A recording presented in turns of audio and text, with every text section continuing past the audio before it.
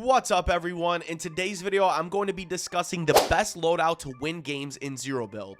I'm going to be breaking down my loadout and a couple of alternative loadouts for you to use if you choose not to use my loadout.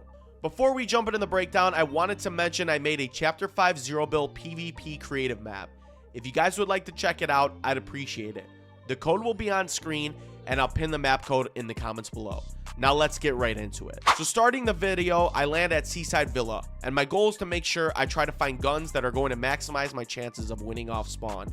Obviously, there's a slim chance I'm going to get my ideal loadout off the rip, so I improvise as best as possible. Once I land at the back of Seaside Villa, I notice there's literally not a gun in sight to defend myself. I run to the pool area in the middle of the POI and find a pistol.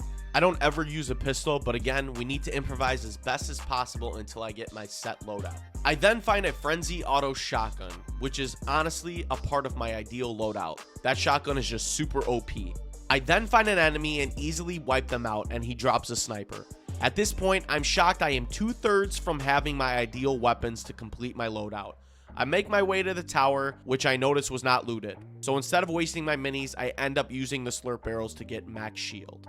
I knew I had to do it quick because I see another enemy showing up nearby. While breaking the barrels, I find a striker AR, and I know for a fact that I basically have my ideal loadout off the rip.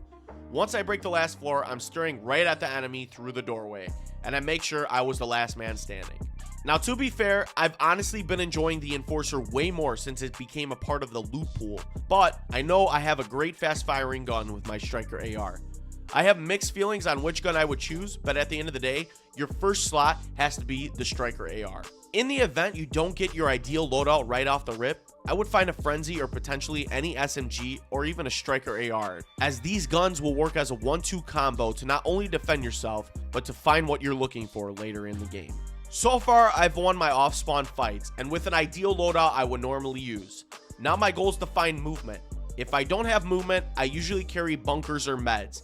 But at this point, I found at least 2 shockwaves, which actually completes my perfect loadout. So far, we have discussed off-spawn guns to choose and what gun to put in your first slot once you win your off-spawn fights. Let's talk now about what shotgun to put in your second slot. Personally, for the number 2 spot, I would have to go with the Frenzy Auto Shotgun. Now, I know that I'm using a hammer pump in this video, but I honestly was not able to find a better Frenzy shotgun, and my chat picked out which shotgun I should use for this game. Pump? There's a few reasons for choosing the Frenzy over the hammer pump. Using the hammer pump shotgun, I can notice there can be a huge amount of inconsistencies.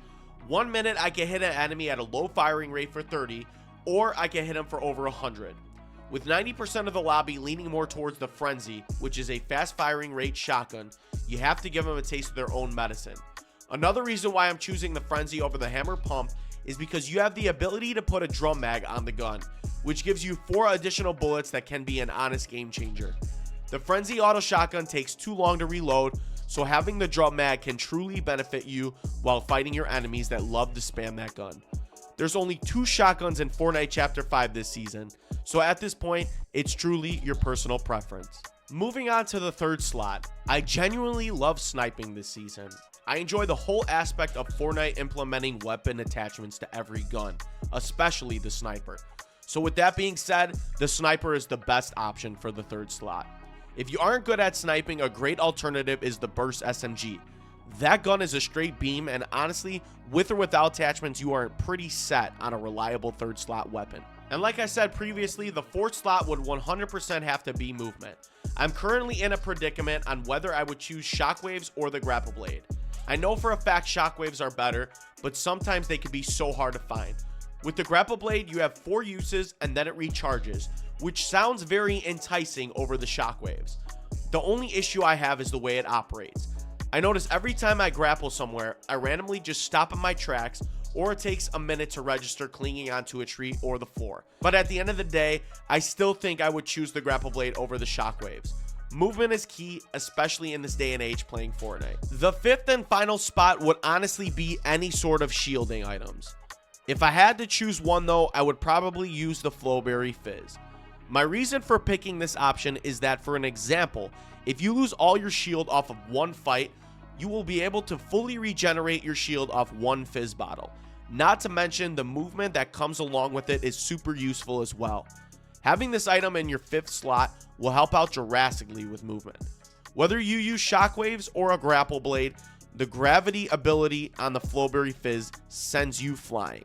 An alternative to this, if you aren't a fan of the Flowberry Fizz, would be 3 shieldfish or 3 half pots. I hope you enjoyed this breakdown, and if you did, don't forget to like and subscribe, and I'll see you in the next one. Take it easy.